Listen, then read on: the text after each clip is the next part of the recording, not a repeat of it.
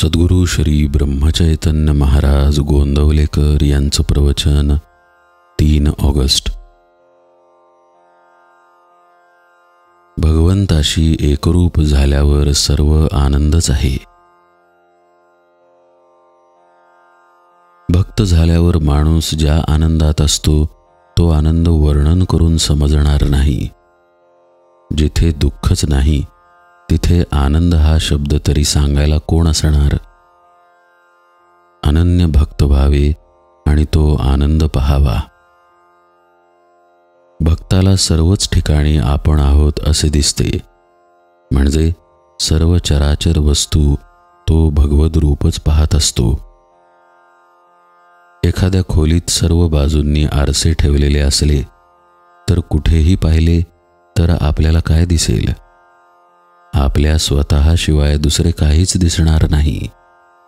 म्हणजे सर्व ठिकाणी एक भाव झाला तिथे दुःखाचे कारणच नाही, तिथे सर्वच आनंद असतो। त्याप्रमाणे भक्त भगवंताशी एकरूप झाला तिथे आनंदाशिवाय दुसरे काय असणार? जे याप्रमाणे जगात वावरतात ते आपल्या आनंदात राहूनही इतर लोकांप्रमाणे वागत असतात। तुकारामांनी अशा स्थितीत राहून लोकांना सन्मार्ग दाखवला। समर्थांनीही ती स्थिती सांभाळून सर्व जगाचा व्यवहार केला आणि इतर लोकांना आपल्या पदाला नेले। आपण कधी त्या आनंदाकडे जाण्याचा मार्ग पाहिलेला नाही, म्हणून ज्यांनी तो आनंद पाहिला आहे आणि जे सदैव त्या आनंदातच राहतात त्यांच्या सांगण्याप्रमाणे वागणे हेच श्रेयस्कर आहे, म्हणजेच गुरुआज्ञेप्रमाणे वागावे। आपल्याला वाटाड्या भेटला म्हणजे त्याच्यावर विश्वास ठेवून आपण चालतो, त्याप्रमाणे गुरूंच्या वचनावर विश्वास ठेवून आपण वागावे, म्हणजे आपले हित होते।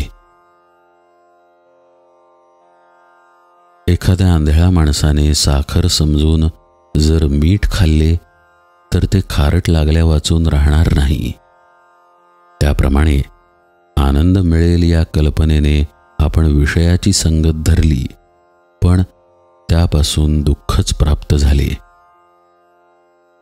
पुष्कळ वस्तू मिळाल्या तर त्याने पुष्कळ सुख मिळते असे मानणे हा भ्रम आहे। खरे किंवा पुष्कळ सुख म्हणजे कायमचे सनातन सुख होय। ते सनातन वस्तू पाशीच म्हणजे भगवंतापाशीच असते। भगवंताचे आपण झाल्यास सुखी होऊ। तोंड गोड करण्यासाठी जशी साखर खावी लागते तसे आनंद प्राप्त होण्यासाठी नाम घ्यावे लागते। आपण प्रपंच दुसऱ्याचाच करतो, आपला करीतच नाही। एखाद्या शेतापेक्षा कुंपणालाच जास्त खर्च यावा, त्याप्रमाणे आपण आपल्या मूळ स्वरूपापेक्षा आपल्या उपाधींचीच जास्त आरास करतो। आपण सर्व मिळवतो पण सर्व ठेवून जावे लागते। आपल्या फायद्याचे केले तरच आपला प्रपंच। भगवंताचे स्मरण तेवढाच आपला प्रपंच। आपण आईबापांवर, नवरा बायकोवर, मुलांवर, नातेवाईकांवर, शेजाऱ्या पाजाऱ्यांवर सुखासाठी अवलंबून राहिलो तर सुखी होणार नाही।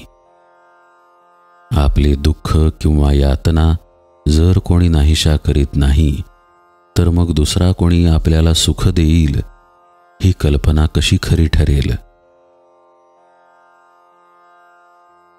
परमात्म्याचा आनंद अखंड मिळावा, मी त्याचे व्हावे ही दृष्टी ठेवून नामस्मरण करावे। जानकी जीवन स्मरण जय जय राम।